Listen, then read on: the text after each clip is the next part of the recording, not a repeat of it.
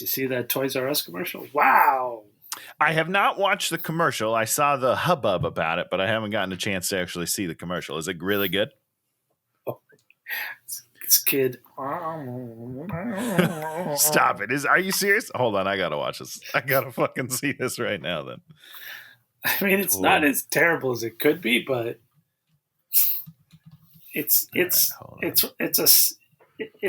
a lateral move from Polar Express. So that's not great. If you that was a long time ago, Dan. Hey, watch him with Dan and Tony. Hey, watch him with Dan and Tony. It's like watching, yeah. Welcome to Hate Watching with Dan and Tony. I'm back to being Dan. I'm Tony, as per usual. And on this show, we watch a movie. This week was Tony's week to pick the movie. Well, we don't actually. We have had watched the movie, and then we talk about it. Each week on the show, we talk about a movie that we've hopefully watched. This is good. Yeah, this is going well. I'm feeling real confident. I'm assuming Tony's watched the movie because I've watched the movie. We had a consensus. Well, we didn't have a consensus. Tony chose this movie. Tony, why don't you tell us a little something about the movie you chose for us? I don't even remember why I chose it. I feel like I had some sort of Kevin Bacon fifth degree thing that I ended up doing to get to this movie. I don't remember, but we were watching a prequel to one of the better comedies ever made, and of course, It's called Dumb and Dumberer. When Harry Met Lloyd. Lloyd or just Lloyd? No, it's just Lloyd. I was trying to do a joke because in the movie you just watched, Dan, Lloyd Christmas is reading Harry's name and he goes Harry and like pronounces both R's. You know what? Let's scrap it. I'll edit it out later. That was one of the better jokes in the movie, actually. And then you didn't like it when I did the same joke on the podcast. That doesn't make any sense, Dan. God. Well, because you're not Lloyd. No, I'm not. Lloyd. See? Come on. 2003, a sweet hour and 25 minutes back when 2003 when they knew how long to make a movie like this. Amen. In and out and under 90. I mean, that should be a golden rule for comedy. Now, in Dumb and Dumber 2, was that the original cast? It was indeed. Yeah. So, and that's 2013, somewhere in the 2010s. I can't remember when it came out. Oh, so that came out third. Yeah. Dumb and Dumber 2, 2014. Yeah, so this came out in my formative years of 2003 when I was a ripe 18 years old. And then Dumb and Dumber 2 came back around a decade later when the old men were like, yeah, we'll do it again. Now, did you see the third one? I did. I saw it in theaters, and then I watched about 30 minutes this morning before I had to turn it off. You had to you had to turn it off? Or you chose to turn it off? It's not good. It's not very good. So, and here's the way I look at it. Yeah. Dumb and Dumberer, what we watched, is not a great prequel to Dumb and Dumber. However, I do think it's a pretty good prequel for Dumb and Dumber 2. And the reason I say that is because the characters, Lloyd and Harry, are vastly different in Dumb and Dumber and Dumb and Dumber 2. Really? Like in Dumb and Dumber, yes, they're dumb, they're silly, but they are still grounded. Oh, there's still like emotional beats in Dumb and Dumber, and then the other two movies, there's no emotional beats. They're just caricatures of those characters. Yeah. And I think a lot of people, when this movie came out, the 4 or 5 people that saw it with me, they all felt the same, which was like, these are shallow caricatures of those characters. They're like good impressions, right? The one guy's really good. The one guy's impression is really good. Eric Christian Olsen, right? Of Lloyd? It's really good. Really good. He fucking crushes it. However, it's a wonderful Jim Carrey impression. Yes. But it never gets deeper than that. And that's my only complaint. You don't want to watch an hour and 25-minute impression of a person. No, but it's a really, really good impression. Like, it's unbelievable. Yeah. I mean, I think they cast him perfectly. Yeah. But there needs to be another layer to it if you're doing a full movie of it. Well, you need a real script. Well, sure. Yeah, that would help. Sure. I mean, listen, did you do any research on this? A little bit. So, I mean, they asked the Farrelly brothers, and they were like, "No, we're not doing a prequel. Like, if Jim and Jeff Daniels aren't involved, we're not doing it." Yep. So they didn't do it, and then they were trying to get the South Park guys to do it, and then they bailed at some point, and so then they just got this guy who I don't really know. This guy's done all sorts of stuff. Well, he I did. didn't really. He did Jack Frost before this. The Keaton movie, Michael Keaton Snowman movie. Yeah, so that'll give you an idea of where it's that where he's at. It's that sort of ski camp comedy, where it's just sort of like we're these people that are sort of in a situation, and everybody sort of does stuff, and it's all. You can play in a drive-in. It's like, we drove to the drive-in and we watched this and we drove away. But by 2003, that was ending. It was, unfortunately. You couldn't. I love a good drive-in. Yeah, but you couldn't make that kind of movie anymore. And this guy, the one interesting thing is that I was reading the whole thing, and the movie cost them, I don't know, 20 million or something, and then it made 39 million here and internationally. Then I went to the Dude's page, and he's like, it was a modest success, doing 80 million combined U.S. and international. Twice the number. He doubled the number. So he's lying? I don't know, man. I mean, Dan, listen, we all lie on our resumes, right? I mean, good for him. His Wikipedia definitely felt like he was keeping it. Someone very close to him was keeping a good eye on it and making sure it's saying things. But he's worked with tons and tons of people and done a lot of comedy concert movies, and like with a lot of real people, a lot of real people. But not as many movies. No. Okay. But he did like Kathy Griffin's movie, and lots and lots of people. So people trust him to lens their thing and kind of get it up there. But this movie doesn't really understand the comedy or the heart of what you have to have in a movie. And I mean, those are like the two biggest ingredients of the movie. Like the balance between the silly, wacky, and the grounded, emotional beats is what makes Dumb and Dumber so great. Like the scene where in this movie where Lloyd is like crying at the window when they're breaking up. Sure. Is so cartoony. Like it's so cartoony the way that they're playing this like breakup. And then you look at something like Dumb and Dumber, which I also watched this week, just, for reference. Sure. And there's like some very grounded scenes where Jim Carrey's not even putting on a voice. You know what I mean? Like he's not doing a voice. He's got some real emotional beats to him. And the scene in the beginning before they go on the road trip, and he's like, you know what I'm sick of? I'm sick of being a nobody. And I'm sick of having nobody, whatever he says in that moment. Like it's a very real human moment. And we're like, oh shit, these are real guys that just happen to be a little loony. And that's the difference, These two characters in this movie just live in this alternate universe where nothing affects them. 100%. Even their own relationship is unaffected. So they can't be injured by the world. Even when the girls, when he thinks that Lloyd is getting the girl, you don't ever even believe that. No. I mean, a little bit of the turn where he's all like, where he's like, oh, we're friends again. That, that had a small amount of emotion to it. But, the things that really have to mean something, which is these guys both caring about each other and understanding that they're out of sync with the world, Yeah. But these girls, these guys are just cartoons that sort of bounce around and are unaffected. Which is interesting because there was a cartoon made of Dumb and Dumber, and I feel like I never watched it. I wish I would have watched it now because I bet the vibe of the cartoon and this prequel actually probably match up pretty well. Yeah. Yeah, like they're wanting to be with girls that you don't even believe it. You don't like 100%.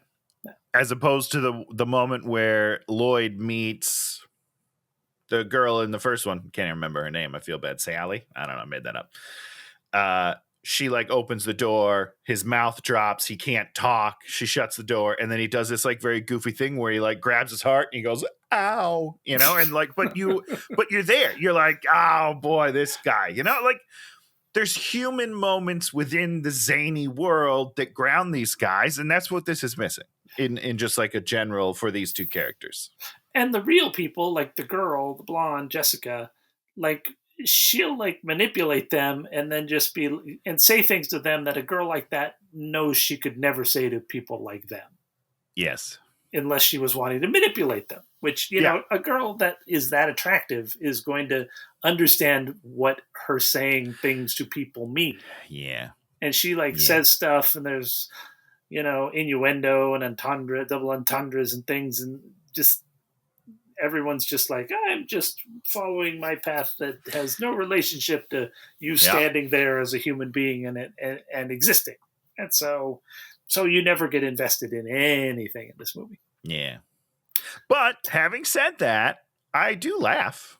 Oh, okay. There are some bits that I enjoyed, you know. There it is, you know, some pure. You didn't laugh? You didn't laugh one time, Dan? I think there were 3 or 4 things that I found amusing. Which is in 90 minutes, that's not that bad, okay?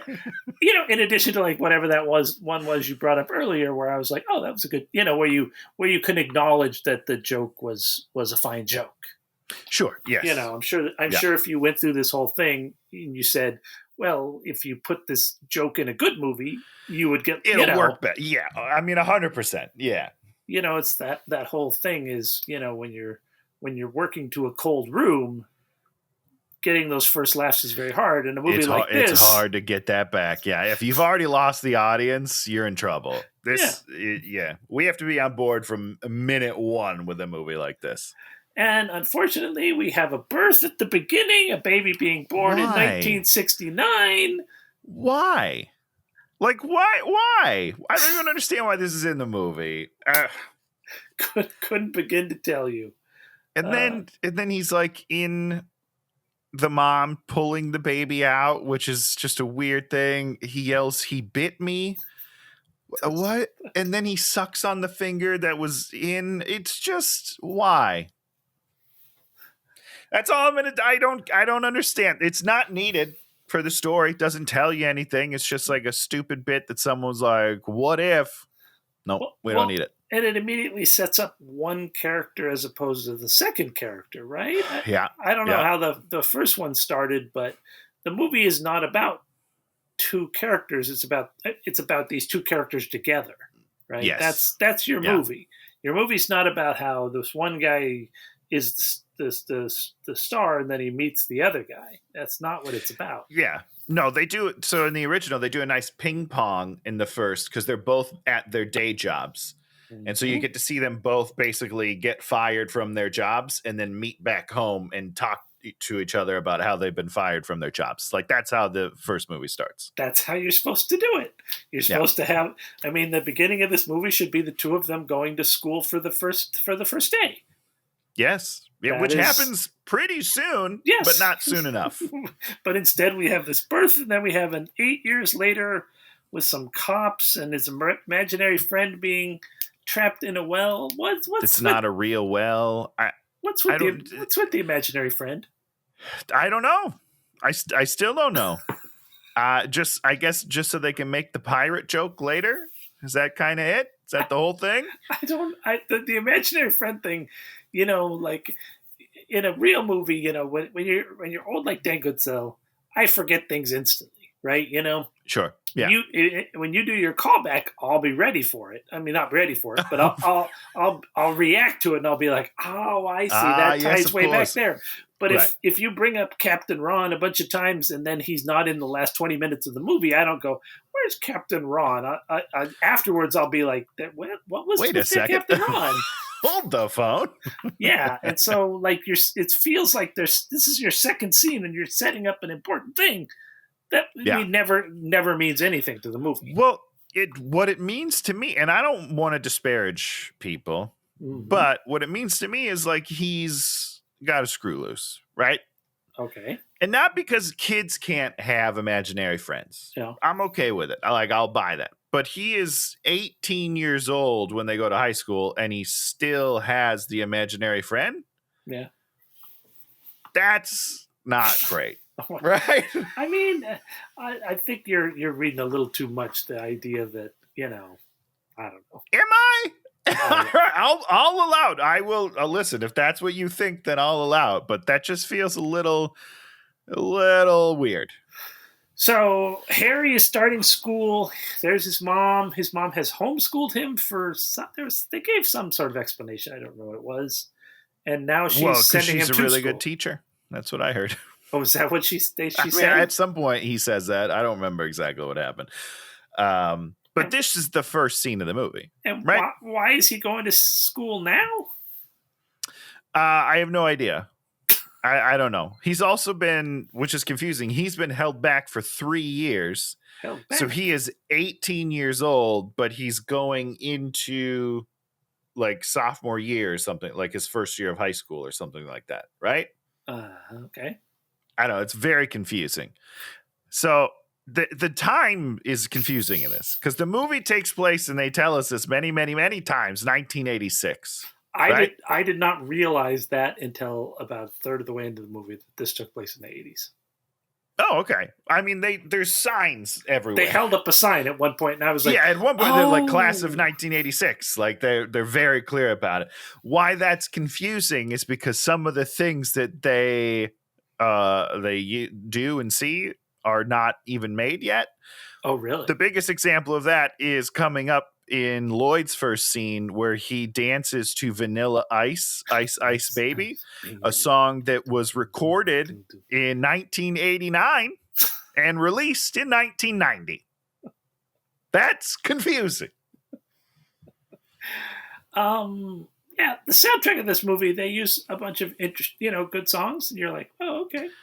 Little Good Charlotte is in there, which is great. And let me be clear, I don't have a problem with like Good Charlotte being part of the soundtrack, sure, right? But he puts on in the next scene, he puts on a record, and that record is playing Vanilla Ice. Sure. Ice Ice Baby, which hasn't been made yet. So I don't understand. And then you make it very clear that this movie is 1986. So it's just, what are we doing? Well, we got to pay a little more attention to those things. So mom gives him a treasure map to get him to school, and yes. I assume the treasure map is just a map to how to get to school, but he has to give 100%. It to him. It's just so he can walk to school. Yeah. So he can walk to school. Lloyd, who lives at the school with his dad, Luis Guzman, giving him the bowl cut. He's the janitor's son. Yeah, Ice Ice Baby. He does a bunch of stuff. He does a dance. He gets covered in napkins, which he blows off with a fan. I mean, yeah, it's very weird. Okay, it was weird. Okay, it's funny. Yeah, I mean, listen. So, like, this being Lloyd's intro, I don't hate. Right? Yeah. Like, it's quirky. He's having fun. It establishes that he lives at the school, which is an interesting dynamic we never play with. But it could have been a source of a lot of fun, I think. But we didn't do it. But at least he's doing something silly and fun. Yeah. The Harry intro is just weird from beginning to end there. Like, that whole segment is weird. So I think they needed something better for Harry and then have these two be the first two scenes, and then it would have been a much better intro to the movie. Well, they should have done something with the mom. The mom was your key, right? Why is he homeschooled? And why the mom's not weird at all. Like, if the mom was like creepy, 10 times cooler. 10 times more interesting. And I also think at one point Lloyd thinks that the mom is hitting on him or something, and it's like that should be a big part of this whole thing is a romance between the two of them, and some because you think back on Sifler's mom and all that stuff. That stuff everyone remembers that stuff, right? Yeah. And everybody thinks about that, and that was funny, and it was weird, and it was inappropriate. It's like this movie, but awesome at the same time. This movie doesn't go anywhere near inappropriate, except a couple times when it goes inappropriate and you want to kill yourself. Well, the hot tub daydream where the mom and Jessica kiss. That was, that's a fun little moment. That was interesting. You were like, oh, wow, you kind of understand where this should be, and you're doing a little thing, but you never really go there. And it's interesting. Did you see Dumb and Dumber 2? Did you see that ever? I don't think so. Okay. Well, not to spoil too much, so I'll just lay it, the bare bones. Harry finds out he has a daughter. Lloyd falls in love with the daughter. Exactly. So it's exactly, but the opposite, which is interesting. Yeah. So but it's pretty funny. It's uncomfortable. That's where you want us to be. You want us to be uncomfortable. You want us to be like, oh no. What are we doing? Oh God. But I'm here for it. Yeah. He does this whole bit where he's got to go catch the bus to come to school. So he's gonna. But I think he says, I got to go to my house so that I can catch the bus to school. It's like, well, you don't have a house. I don't understand. You don't have a house. No, it's confusing. The motivation was confusing, but I love the idea of him leaving school to find a bus stop to get on. That's a funny idea. I just don't think that it's done very well. You have to write a line in there as to why, where, and how. He's all like, it doesn't count coming to school unless you ride on the bus. And the bus guy keeps on giving him crap or something. Because you don't have to be here. There's an interaction there. The bus guy hates him. Okay, great. That makes some sense. I would hate him too. It makes it seem like he lives in the world. Look at that. So Lloyd is running to get the bus. Harry is fleeing something. I don't know what he's fleeing. And they run into each other, and this is the point at which Lloyd chips his tooth. He chips it right into Harry's forehead. They both miss the bus, and they become friends almost instantaneously, which makes sense. Yeah. I mean, they're, simple, fun, simple guys. So I'm okay. I'm okay with that meet cute. That's fine. Tony's fine. It's a fine start. If this is the third scene of the movie, I think it's great. First scene is we meet Harry. Second scene is Lloyd dancing in the school. Third scene is this. Then we're in the movie. Boom. But we've already done an extra 8 minutes of nonsense. Wasted time with things we don't ever need to do. Okay, boom. They see the hot girl, which is Jessica. They see Turk, who is the bully. The bully bullies Lloyd. Harry talks to the girl Jessica for a second. Okay, so we're setting up our characters. The bully stops being the bully instantaneously. Yeah, weird, right? Is what it is. I don't know. They are very uncomfortable towards Jessica, right? Yeah. I don't really have anything to say. It's not funny. If you're saying weird, if you're making them weird and kind of creepy, they have to be jokes. Otherwise, why is Jessica still talking to them? Oh, she says that. She's like, "You're funny. You're funny." Right. She says that to them she a bunch keeps of times. telling me that he's funny, but he's not funny. Yeah. That's a problem. He should do something funny. Right. pull my finger. Unintentional, or, something. He can do something that I find funny, and then when she says, "You're funny," I'm like, I agree. But if she says, "Oh, you're funny, that's why I'm still talking to you," I'm like, no, he's not. So this is a weird dynamic, and I don't understand what's happening. I'm out. I'm out. He's not funny. He's being weird. Yes. Yeah. That people don't say, "You're funny," if you're being weird.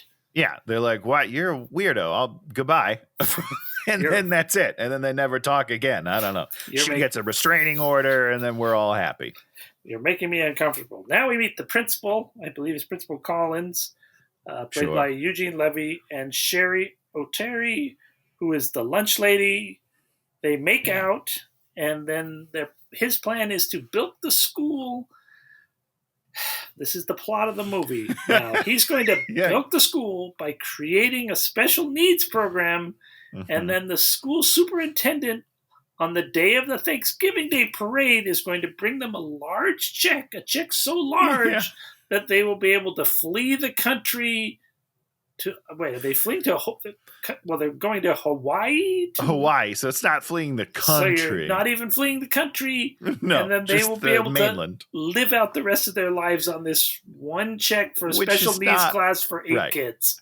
That's not right. B, that's not how Hawaii works. Like, Hawaii's expensive, dude. It's not how Hawaii works. If you pick somewhere that was like at least affordable, I'll be like, okay. I mean, I guess you could try to figure it out. But you go to Hawaii, you're done in 2 weeks. You're out, guy. This is not a $25 million check. It wasn't even that big. They never said how much it was. Is that true? Never said it. Okay. I had it written down. Sherry O'Terry, super hot. Okay, good. Sometimes I feel like I'm weird, right? And I feel that way. I mean, sometimes I'm told that by my wife because sometimes I have specific tastes. But like, she's very attractive, right? She's attractive, but she does a lot of stuff, and she's playing somebody that's kind of stupid, but she's also like, I don't know, she's like interestingly flirty and weird, and I don't know. I found her really appealing. Yeah, the thing about playing dumb characters is to do it well, you have to be very smart, right? Like, that's a thing, and so that is already attractive, and then she's very good at it. She crushes it. I love her and Eugene Levy in this movie. My only problem is that their entire thing is just so cartoony. At least in the original Dumb and Dumber, the quote bad guys are very grounded people. Like, it's the opposite. So the outside world grounds Dumb and Dumber, and you have 2 fish out of water. Sure. This movie, half of the people are crazy. Like, half of the people are these wacky, zany characters. So there is no like fish out of water. They kind of fit into the world.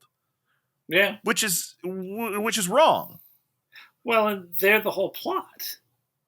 Also true. Yeah. So yeah, I don't think Harry and Lloyd ever do anything to sort of, anything. I mean, they accidentally fix the problem, but that's it. Yeah, they do not motivate. Like when in the first one, when they get on that scooter and drive to Colorado for, I think, an absurd reason, right? Just to go see the girl or something.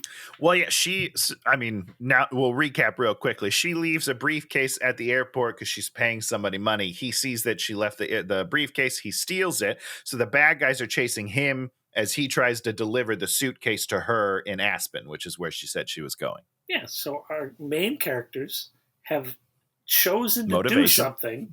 Yeah. And then the whole plot is driven by them trying to give that briefcase back to her for a long time, right? Pretty much the entire movie. Yeah. Okay, so our guys are motivated to do something and they'll go through heaven or earth, right, to get that briefcase back to her. Absolutely. We have a train going down the tracks now. This movie, Harry and Lloyd, they're just in class. They're just doing stuff. At one point, they like leave the plot to go to the school. I think and you're just like, they just left the plot. Oh, we're going to the convenience store. They go to the convenience store at one point for no reason, and you're like, well, they get slushy, Stan. Okay. Well, obviously, you've never desired a slushie, okay? You don't get it. Too cold. Sugary, delicious treat.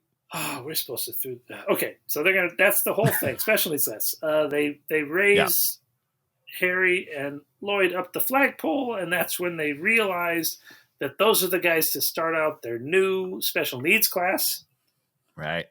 Which they immediately take them and start the class. Where does the class happen? In the cafeteria. Yeah. In the cafeteria. Not in lunch. Okay, sorry. In the cafeteria with like the lunch ladies working behind them. Kitchen's right behind them. Yep. When they take special needs class out of the cafeteria, I was like, why did you just take your best premise and that you've set up in the whole movie? The thing that made me laugh, that I was like, you're going to get mileage out of this. They moved them to a shack. Spoiler alert, they're not going to get mileage out of it, Dan. No miles. Maybe a couple of feet, but no miles. So then they set them up to pick the class. And now we get the montage of them picking kids for the class.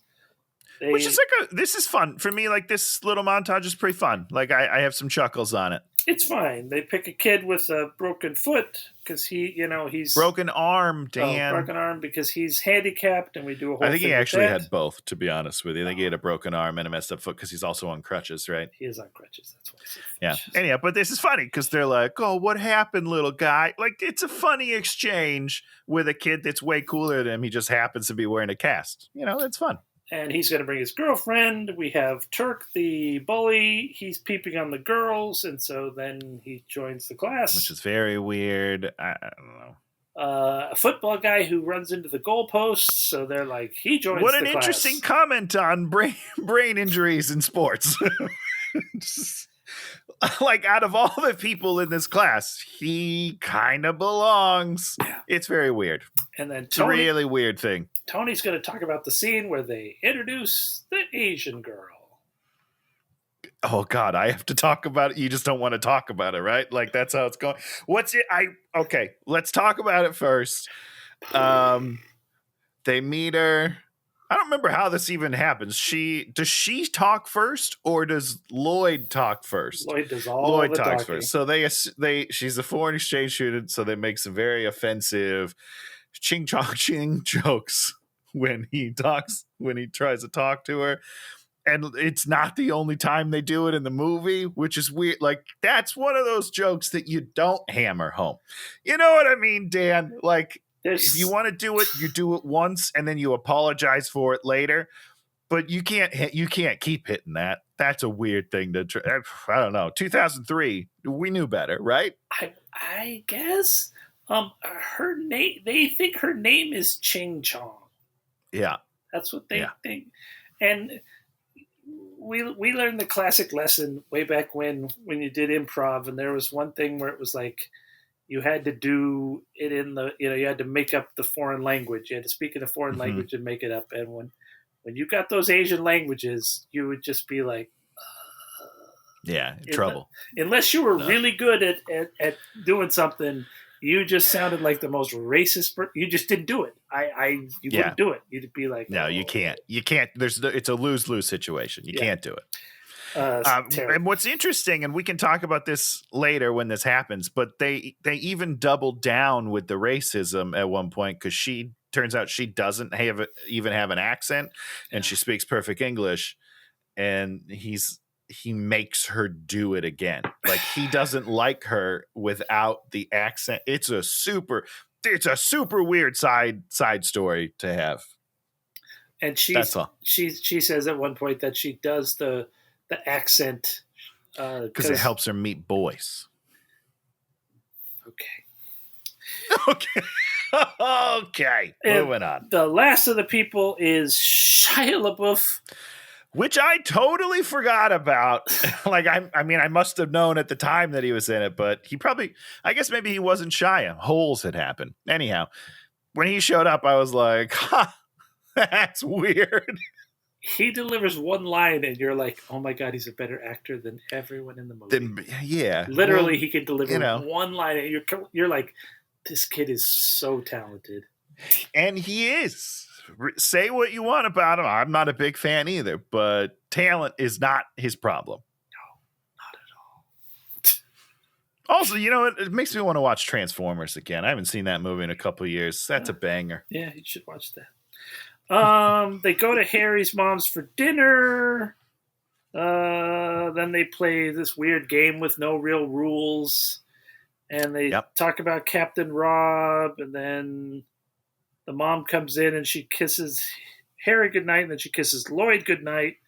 And then Lloyd is like, man, your mom made a move on me. And then he does a bit about how he's going to be his new dad. Which... wasn't funny at the time. Wasn't funny in the way it came out, but I was like, "This is a bit. This is a good bit. This is a bit." It's a good bit, and you should be able to deliver it. Like it's an. I don't want to say it's an easy bit, but it's a pretty easy bit to hit. You know what I mean? Like, those jokes write themselves. I'm sorry. Well, they're supposed to. Yeah, they should. I don't know. I don't know exactly what went wrong, but it's not funny, and it should be a very easy joke to get over, especially because, I'm on board. I'm already your premise. I'm hooked. I love that. Yeah, it's Good premise. Lloyd is teaching the class. No, they do a special needs class photo, and then she puts Lloyd in charge of the class. He's teaching the class. This was one of my jokes that I liked, Dan, by the way. So I'm gonna call it out. When they do the photo, yeah, Sherry O'Terry gets in the photo at first, and Eugene Levy is like, "Do you remember why we're here?" And then he makes her go take the photo. It's just like a funny moment where there's no one to take the photo. It's cute. It's funny. Good joke. I don't think I wrote down any of the stuff I liked between them because that was the stuff I just those were the scenes that I was like, oh, I'm enjoying. Yeah, exactly. I never felt 100%. like someone needed to go in there and fix all those scenes. You were like, these scenes are fine. Yeah. Well, you have two professionals, so it helps a little. I wrote down talks to dad, happy Lloyd's special.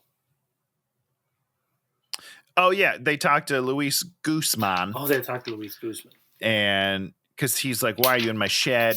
And so they tell him, "Oh, we're in the special class." And then Luis is all excited because he always knew he was gonna be special. Yeah. Turk hits which on could the be like a cute moment, yeah. but it's just like I don't know. It's just lost in the nonsense. Then we go to the convenience store for the slushie, and we have what's his name, General Los Angeles comedian guy as the slushie guy, and I don't remember his name. I feel bad. Brad, I think his name is Brad. I'll believe you. And then they play You're It, and then he gets annoyed at them. Brian, his name is Brian Posen, or something like that. He's very funny. Not funny in this movie. No, well, I mean, again, the jokes aren't written there, so it's hard to be funny without like a joke. They get brain freeze, and then Jessica shows up, and they're all like, Jessica. And listen, I'm sure people would disagree with me, but the brain freeze scene annoys me because they do a CGI thing where they like go into the body. Like, how does that fit the rest of the vibe of this movie at all? What is the point of that?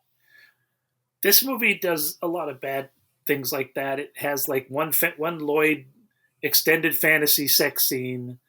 There's also occasionally we start hearing what Harry's thinking for a scene. Oh yeah, that's right. Which doesn't make any sense. Doesn't make sense. Then we do it again later when we're trying to fill a little bit of space. And it's like that kind of stuff you have to be very consistent with in your movie. If Lloyd is having fantasies, then he's having fantasies throughout. If Harry's talking to himself in his brain, he's doing that throughout. You can't just like go, wouldn't it be funny if this one scene we did this one thing that has no continuity to anything? No. Nope, it's not good. It's just distracting. It just pulls me out of whatever you're doing. Naughty. Naughty. Hawaii. The principal's having Hawaiian night, and this is when we set up that they're going to get the check and the parade. I think this might also be where we set up that he tapes everything. The principal tapes everything and takes photos of everything, and then he puts them in this giant chest in the office for no reason. Only to incriminate himself. That's the only reason to ever do any of those things. If you are if you're doing an evil plan, you literally don't leave the evidence in your own office. Like I don't even understand. Who writes that and thinks that that's a plausible plot line of a movie? I don't know. I didn't like it. It's pretty silly. It's pretty terrible. The next day we do the short bus. They built this little short bus, which is for the kids. I kind of love it. It was really well made and very funny. And the joke, the very first joke that they do, I don't know, Lloyd gets in it, runs right into the back of the bus, and he goes, "Careful, Harry, it's shorter than I imagined." Very funny to me. I don't know. I laughed pretty hard. It's like you say, it's a good joke. I did not laugh at all. Sure. Because I didn't care about these guys. It's like, here's the thing, Dan, and I know this while I was watching it, and I went into it and I was like, oh, I can't be biased about it, but I am. I love Eric Christian Olsen. I love him. I think he is fantastic, and it fired up right here. That's my poster. He's the star of that film. So I even though the movie's not good, if he delivers a joke, Sure. I will laugh at it. Yeah. You're predisposed to him. Yes. You're invested and he in does him. a good job. If he was bad in this movie, I think it might ruin it. But he's not bad. The movie's terrible, but he does a pretty good job. Good for him. Yeah, everybody tries. There's Everybody tries. There are movies that's not the case. So, you know what? Yeah, I'll take it. So Jessica is a journalist, and we set that up in the first scene with her. And she's realized that something's going on with the special needs class, so she's going to follow them in her car, in her station wagon. And then we have a chase scene. Which is so weird. Comes of nothing. Yeah. This is the point at which I realized that the movie was in the 80s. Okay. We go to the museum. Harry has a whole thing with the polar bear. She talks to Harry. Jessica talks to Harry. You're so funny, and then she's all like, "Maybe you know something. Come to my house at 7." He thinks she's hitting on him. Boom. Then we go back to the school, or maybe it's still at the museum. I don't remember. We get the most offensive part of the whole movie. Is we do a whole thing. Chicks are for homosexuals, but we use the F word, and it's just like, oof. You're just like, I don't understand. You don't understand what it means. You don't. It doesn't mean anything. It's just a way to get a buzzword in there. Buzzword's not the right word. What's the right word where it's like a dangerous word that we're using just because we want to be dangerous? I don't know. Charged word. Yeah. Again, it's 2003. I feel like we knew better. I don't know. Maybe I'm wrong. Well, and you're not saying anything. It's not a joke.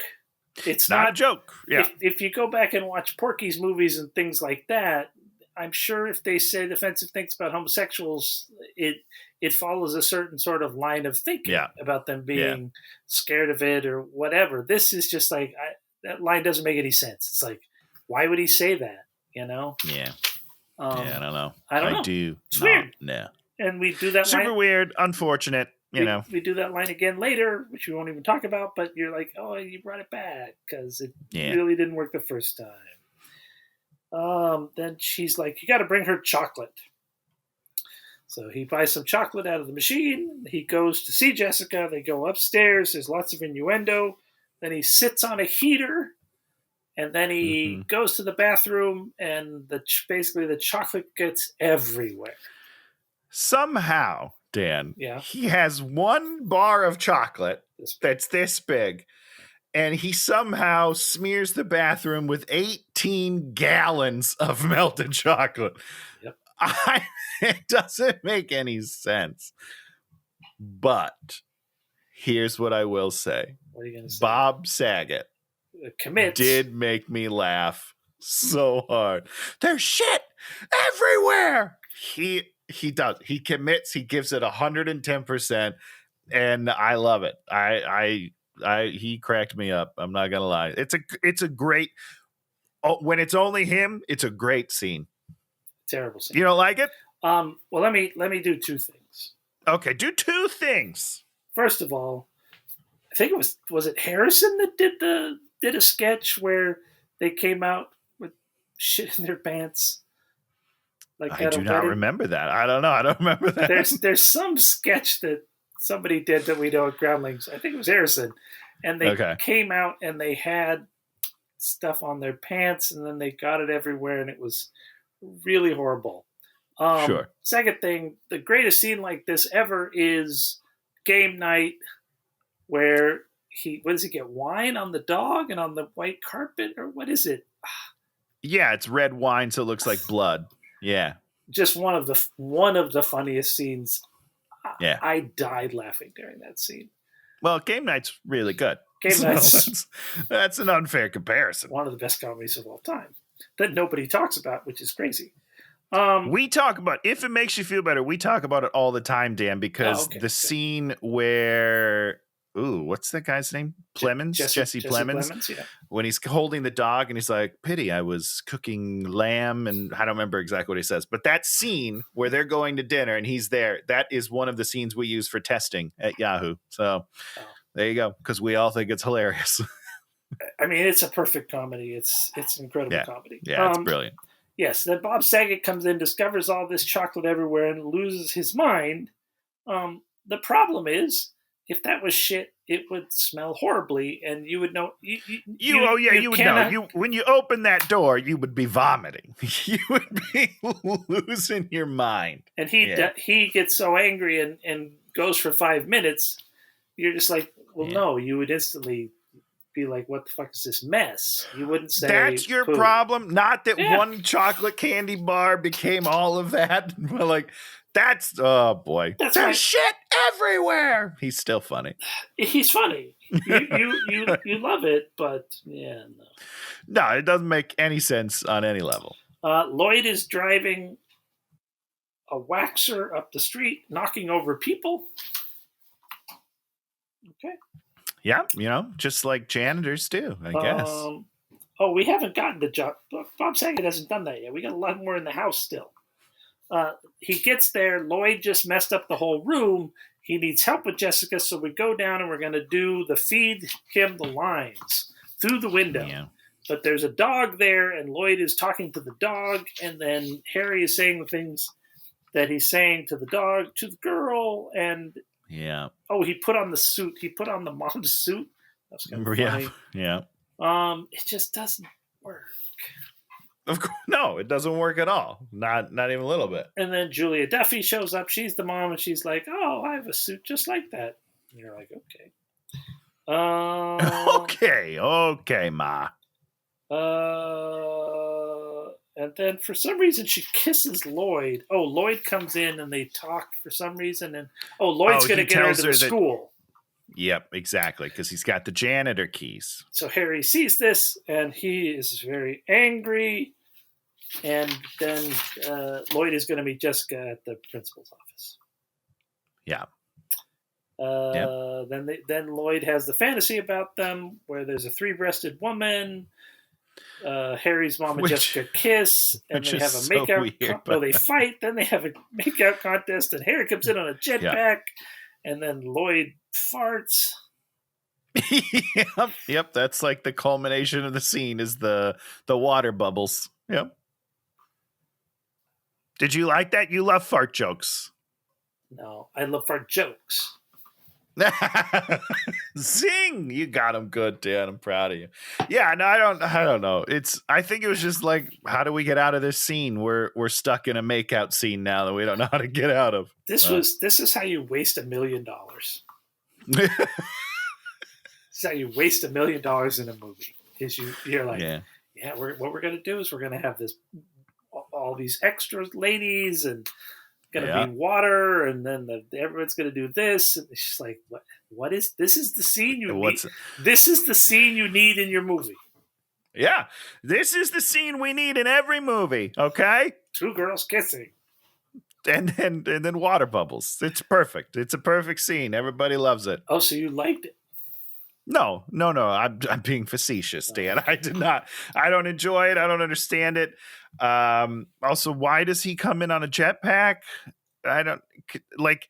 It felt like they were making a joke where that's the sort of thing Harry would fantasize about, and Lloyd is horny. And then at some point, Harry's like, "Oh, your fantasies are way cooler than mine," and then flies away in a jetpack. And I don't know if they're saying that the jetpack's cooler or the lesbians are cooler. I don't understand. I just don't get it. I don't understand it. I think that what they're, it's the approach to comedy. We're just going to put these things all together, and that, and then there words. You go. That's it. Say words. I don't know. Okay, so at the principal's office, Jessica tears through everything and can't find a giant locked chest as the place where the stuff is hidden. And she's all like, "There's nothing here. I'm leaving with my boyfriend." And Lloyd is like, "Okay, I'll clean up the place and then I'll find the chest." And then takes the chest? Pushes the chest out there. Because he thinks it's Captain Rob's or something? Yep, thinks it's Captain Rob's. And he's going to take it to Harry. His best friend Harry. So he goes to Harry's house. He throws a brick through the window. And then, which is pretty funny. Yeah, and then they get angry at each other, and then Lloyd throws Harry out of the cool club, and then there's sad music, and then there's memories of But their they're friendship. never really sad. What? Like, it's sad music, but they're never sad. You know? Yes. It's a problem. And the clips they use just are not really much of anything. 100%. But when they break up, there has to be an emotional feeling between the two of them on any level. Like, it's just kind of fake crying and yelling. Like, we need a real human moment between these two characters. I understand that that's not the movie that we're watching, but if this were a real movie, you would have to ground that moment so that I believe that they are done, like having real problems. Because the fake crying and stuff that they're like that Lloyd is doing is not good. It doesn't convince you of anything. Fake. Fake. Why did they just make this as a parody of, since it's called When Harry Met Lloyd, why is this a parody of When Harry Met Sally? Yeah. I mean, I think that's a fair question. Could you have done that, you think? Of course. I mean, you don't have to make it a straight up full parody, but you should have moments in it, right? There should be some sort of key moments that relate to it. I don't know. There's a lot of great stuff in When Harry Met Sally that you could parody. Is that the one with the orgasm scene where she does that? That is the one where Meg Ryan has an orgasm in a restaurant. Yeah. I mean, don't the two of them have to do that in a restaurant? I mean, somebody has to do that, probably just at the school cafeteria, right? I don't know. That's funny. That's a funny premise. It's right there for you. Like you named your movie after that movie. You should do something. You think so? Well, you're asking a lot, Dan. Oh God, oh my God. Oh God. So Lloyd sees Shia as the pirate, and I think punches him for some reason. Well, yeah. So like they kind of talk a little, and it's kind of funny because Shia just thinks that they're friends, and then Lloyd thinks he's the pirate. And then they go their separate ways, but then Lloyd, like, he leaves screen, and then he comes back and just, like, tackles him. Like, decleats him. The legs go flying up. Like, it's a funny tackle. Yeah. Just the lead up to it was very confusing to me, so I didn't totally understand the motivations behind it. But then I guess he just beats the shit out of him because the next time you see Shia, he's got, like, a black eye, and he runs away from Lloyd. But not in the second scene after that. Then he's just right. I mean, he has one scene of being scared, and then he gets over it. You know, as we all do. Now, did you see the funny part of this scene? No. Did you see the sign behind them? Oh no, I didn't see a sign. What's the sign say? So it's a fish and chips place. And yeah. The sign says "fish with real chocolate chips." Why? Because that's not a thing. That's too weird. I'm bummed that I didn't even see that. But that doesn't make any sense. Because I was watching it, it went behind a flash, and I was like, wait, did that say fish with real chocolate chips? Hold the phone. It's that chocolate chips back there. Exactly what it said. That doesn't make any sense. To make up with Harry, Lloyd brings him the polar bear from the museum, and then they're friends again. Now, did I miss something at the museum that would make him... He said things. He talked about the polar bear. But in a way where he was like, boy, I wish I had that in my room. No. Right? So, like, I don't get it. They carry the polar bear up the stairs. I like that scene. I thought that was was very funny. It's fine. They're just like... I mean, that's the thing about it is... these two idiots carrying that polar bear, which had no weight at all, weighed like of course it was made out of paper. Yeah, I'm like, this is your movie, but they don't understand what their movie is. No, nobody understands it now. They come to the school the next day. They're wearing clothes made out of the polar bear. Yeah, what? Don't really make a lot of sense. Principal finds the chest is missing, and then he's like, I'm going to take care of Jessica. Okay. The kids. Oh, I do like because I'm trying to point out the things that I enjoyed. Sure. Sherry O'Terry always thinking that the move is to kill people is a very funny bit. It's like, I'm gonna take care of Jessica. Oh, you're gonna kill her? No, I'm not gonna kill her. It's funny. It's a funny bit. I like it. They're comedians. They're comedians for a reason. Yeah, I don't know those reasons, but they're great. I do. So they have to decide on the float. They're going to make the float George Washington because he's the guy in the dollar bill. Okay. Is that okay? That didn't make any sense to me, but it's fine. It doesn't matter. It's inconsequential. We actually have a plot thing that works. Is they're all like, "Why should we make this float?" And Sherry's like, "Do you want us to keep coming to this class? You're going to make the float." I'm like, great. Yeah. There you go. Let's keep the class going because it's easy. Great stuff, guys. We have a float building montage. And then the principal's going to get rid of Jessica, so he takes her in his car and kidnaps her, and wants to know where his chest is.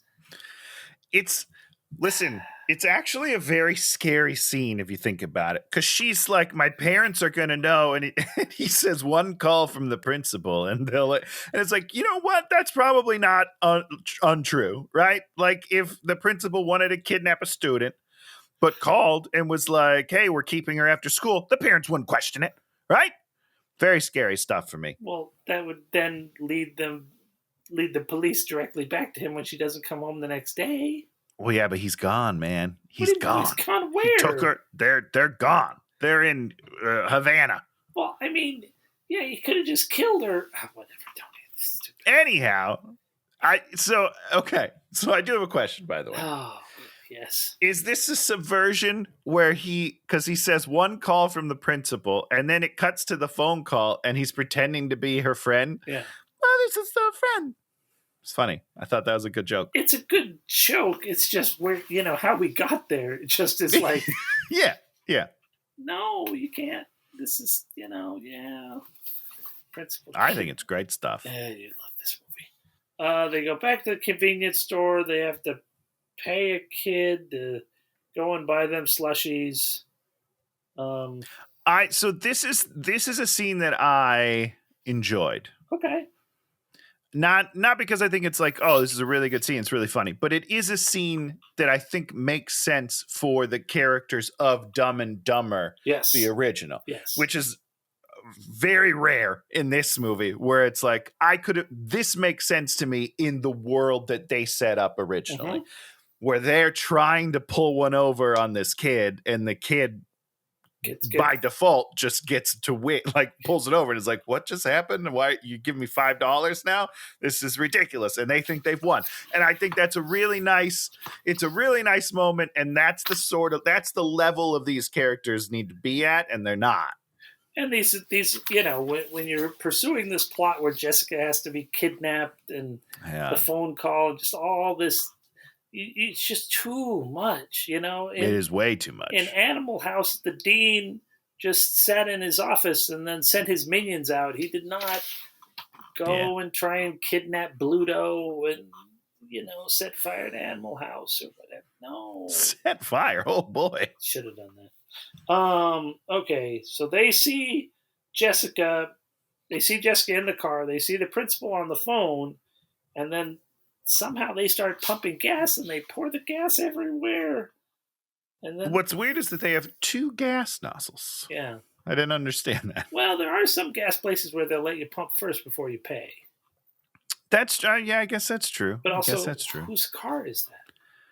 And I don't understand do they think they're washing it? Like, what do they think? I don't know. I didn't get it. This was another $100,000 they had in the budget that they wanted to burn by doing an explosion at the gas station. I mean, they do blow that shit up. They do.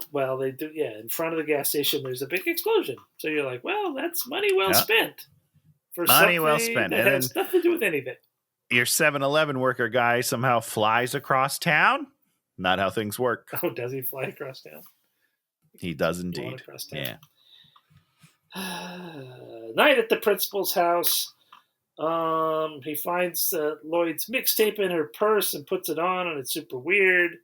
they show up and are talking to her through the window. Then they flash back to why it's night, because as they were following her, they got Got a on a snack? giant hot dog and then somehow Yeah, got what? hot dogs from the giant hot dog while the giant hot dog was driving. What? I don't I understand. have absolutely no idea. You know what would be a nice thing to put here, though, Dan, is like a callback to the other window scene where they try to talk her through what to say to the principal, and she's like, "Shut up! I don't need your help. Shut up!" You know, something like that would have been a nice little callback. They could totally have done that, and they were like, "Yeah, there's all sorts of jokes you could do with that. All sorts of good jokes." But instead, they got a hot dog. They flash back to a hot dog You're scene. welcome. That wasn't funny. He's like, they say something, and he's like, 3 words. I did. I thought that was very funny. You know, Yeah, he's setting up that he's going to say 3 words. He only says 2 words, and he doesn't. It's great. You know, great little set him up, knock him down. So she's like, "Oh, you've got the chest. Go get the chest." They try to get into the chest, and when they get in, there's nothing they want in there. And so they say the real treasure is friendship, but they put the tape on and they don't understand. Yes. That is correct. Very funny scene. Really great. The parade begins the next day. They've changed the float from George Washington into the principal, which I thought was very funny looking. We do the whole thing with the Chinese girl. Yeah, we don't need to talk about it again. I changed my mind. It's just not good. So now we have the FBI. Yeah. What? Turns out this whole thing is a sting operation. It's all a setup. There's the FBI, and then there's another dude there who's a comedian. Oh no, the comedian guy is the FBI guy, and he's like, I don't know what his name is, but he's a comedian supposedly. Yeah, and the he studied acting in the police academy or something. He said, I don't know, police school. So then they go up there and they're like, we got to get him to take the check. And so as they go up there, and then the comedian guy does a bunch of bits that I just were bad. Yeah. Special needs jokes. Yeah, not great. And then the superintendent says, I could give you the check now, but I'm going to wait till after the parade. Like, what? Why? The whole point that you just said was that you wanted to give him the check. He's ready to receive the check. Just give him the check. Just don't put that in the movie. Don't say all we need to do is give him the check. Like, just make it seem like you don't have to. There's more steps or something. I don't know. It's so weird. You literally set up with one line the thing that you're supposed to be happening, and then in the next scene, contiguous scene, you're like, maybe not. You have the opportunity. You change your mind for no reason. What are we doing? Oh God. So basically, they show up in the float. On the float, they're playing the tape, and because all the other kids figured out what was going on because Harry and Lloyd are idiots, and then Eugene Levy grabs the check, and then the police show up. Yeah, it's like there's a whole bunch of people. I don't know, man. Did you think the police were there for the principal, or did you think they were there for Harry and Lloyd? Oh, I guess it didn't even cross my mind that it'd be Harry and Lloyd. What did they do? Blew up a gas station? Oh, they blew up a gas. This is how inconsequential everything that happens in this movie is. Yeah, they blew up a gas station. Didn't even remember. Like that. It doesn't even register. Yeah. Oh boy. Oh boy. The only thing I remember them doing is cutting Shia LaBeouf's hair off. That was a good joke. That was a good joke. That's a good joke. Yeah. Eugene Levy gets picked up by the float, and he's going to go to jail for a long, long time. Is he though? I don't know. Now, do you want to talk? Probably not that long. Do you want to talk about the 2 hot girls that come to pick them up at the end of the movie? You think they're hot? I mean, by comparison, sure. Oh, sure. I mean, it's clearly a callback to the first one where there's like a bus of attractive women. Are they cheerleaders? I can't really remember. Okay. But they're like, hey, which way do we go? You want to come with us? And basically they say no. I don't remember. So it's like the same idea where attractive women are trying to get them to go someplace and they say no. In the original, it's very funny. In this one, it's not very funny. But I do like the joke about one of the twins being ugly. Sure. Like, that does make me laugh. But more importantly, they pull up and they're like, hey, Harry and Lloyd, you want to come with us? Right. Because now they're famous somehow within seconds. I don't know. I don't get that. They should just pull up and do like the bus and say, hey, do you boys want to ride? Because boys. Whatever. They need to say something. They can't act like they know them. Why would they know but them? They and know why them. would they want them they in the know car? them. They're famous. They're very famous people. Why? I have no idea. Because they blew up a gas station, Dan. Okay.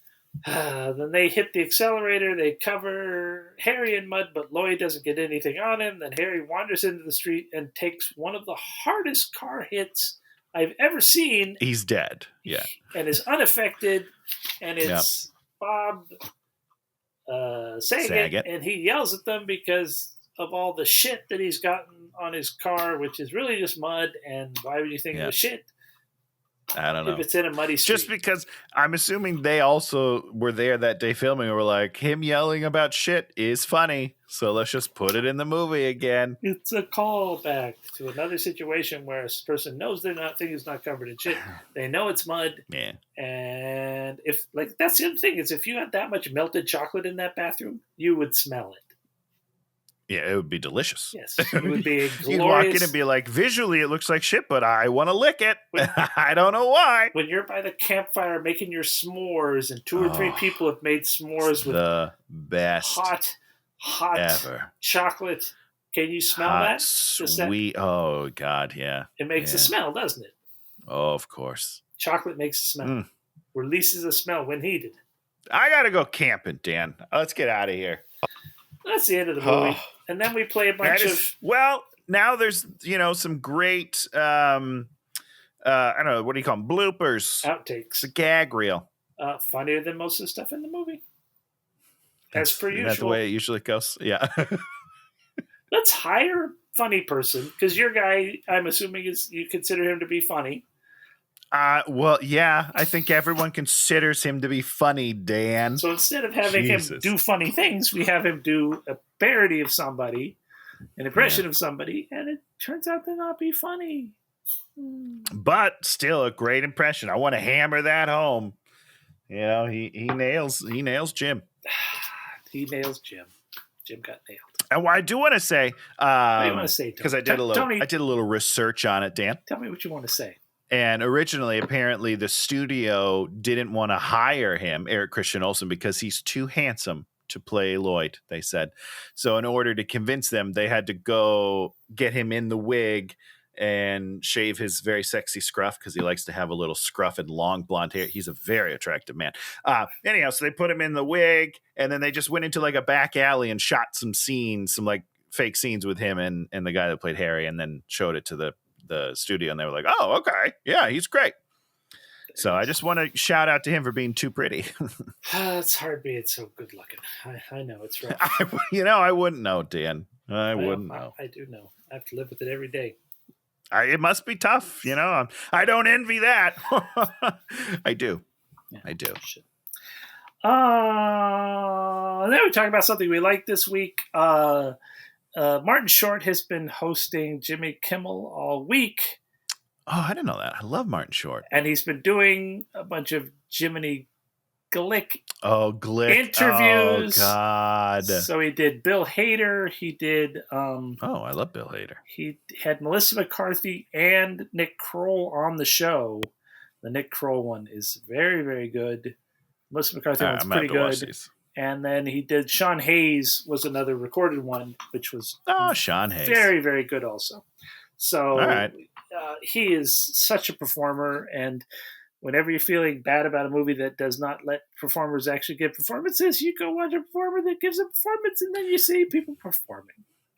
I think I will. I think that's what I'll do for lunch when we hang out. Do that for lunch. And what do you got for us, Tony? It's honestly, it's been a lot of stuff has come out, and we're struggling to keep up. Just to stick with the bees, the boys started again, and the bear started again. So like we've watched a little bit of each of those, and the bear is just fucking good, man. It's just a really good show. And then I would like to shout out once more, Fired Up. Everybody go watch Fired Up. Instead of watching this movie, go watch a good movie with Eric Christian Olsen. Fired Up, everybody. So that bear show is still about the cooking? Yeah, it's about the cooking. Yeah, they opened their own restaurant, and it's very stressful and very fun. It's good. It's really good. Wait, what? Didn't the brother own that restaurant? The sandwich shop? I'm not going to talk. I mean, what if people haven't seen this, Dan? So the brother's not with him anymore? I don't know who you mean by the brother at this moment. Isn't the brother his brother who owns the sandwich shop? Is that his brother? Well, so the whole point of the movie is the guy who owns the sandwich shop dies, which is the brother of the main guy. Oh, and then he has to take over the sandwich shop, and then they decide to open their own restaurant in that spot, and that's all the farther I'll say. Oh, so it's still about cooking. Yeah, 100%. Yeah, it's good though, Dan. It's really good. Did you watch it? Yeah, I watched a couple. Then they had this whole thing with a video game. It was really weird. Yeah. Well, it's an arcade game. Okay, it's a little bit different, Dan. All right, it's an arcade cabinet. Yeah, it's a video. Well, sure. I mean, yeah, but it's different. All right, it's a totally different vibe. It has a CRT, doesn't it? I don't know what that means. You work in the thing you work in, and you don't know what a CRT is? I don't know. What does it stand for? You don't even know. Hold on. I got what is CRT as an acronym? What does this stand for? It's a monitor. Critical race theory. That's not it. Isn't it a monitor? What if I do video games? Yeah, that's good. Okay. Isn't it CRT? I have no idea. Maybe I got the wrong letters. Cathode ray tube CRT. From the old televisions? CRT. Yeah, okay, Cathode yeah. ray tube. That's what it is. You don't know what you're talking They about. don't make them like that anymore. Televisions, Okay. We used to have, you remember back in the day when TVs used to be like just gigantic? We had a 60-inch TV when I was growing up, which is, huge, but even bigger because then the back is just as big as the wide. So like it takes up half a room because all the tubes and stuff, those were huge. They're big TVs. I used to love those things, man. Now you get like a 65-inch, you can hang it on the wall. It doesn't feel that big anymore. It wasn't large because of tubes, Tony. Why was it large then? Well, do you know how a TV works? Not even a little bit. What it is in the back of the TV you have a gun. A gun that okay, there's got to be a different word for that. Shoots light, right? Sure, yeah, your RGBs. Yeah. And it shoots them, and then in a color TV there were little dots on that screen. Yeah. Little red, green, and blue, and then it would shoot it, and it would hit where it needed to be to make the color. But now we don't do that. Shoot. I don't know how it works now. That makes two of us. And so they're like little LEDs. So for it to be big, you had to get some distance so it could. Yeah, I guess that makes sense. Similar to how like my projector works, not in the way that it does, but the fact that I have to back up. You have to get some distance. Yeah. So next week we're doing our 200th show. And happy bicentennial! That means we've almost been doing this show for 4 years. At some point very soon, we're going to have been doing it for more years than we have fans. So that'll be good. That would be good. So we're going to go and I'm picking the movie. And so I was like, what are we going to do? We need a truly bad movie. Yeah. And the way you gauge a truly bad movie is it's a movie they don't even make available, right? Yeah. Like in this day and age, everybody that has a movie is like, well, we got to have that movie out there so that even if we're only making $7 a year, we're still making $7. something. No, these movies are so bad. They're not streamed anywhere. The only way to get them is to buy an old DVD because, they back in the day when they came out, you had to put the DVD out. Yeah, they still released them. Yes, because you were going to make money. So we are doing the Garbage Pail Kid, the movie. movie. Movie. Yeah. I have never seen this, and I am so excited about It's it. supposed to be pretty terrible. Yeah, I can't wait. I'm very excited, Dan. This is a great choice. Yeah, I think Proud so. of you. And you have the DVD? Yeah, I've got the DVD. Okay. And we'll figure out a way to get you to see it. Wink, wink. Yeah. Because piracy is not a victimless crime, okay? Well, we paid for it. I think I paid for it. I think I paid for it and sent it to you. You paid for this one and sent it to me. I think you're right. I think I did. I think you're absolutely right. There were a couple I bought a long time ago, and I was like, we'll do these eventually. And we're going to be doing one. So I will I'll get that all digitized today. So if you like what you see, give us a thumbs up, subscribe, or even leave a comment. And we'll be back next week for our 200th episode talking about the Garbage Pail Kids movie. Woo! Goodbye, everybody! Hey, watch it!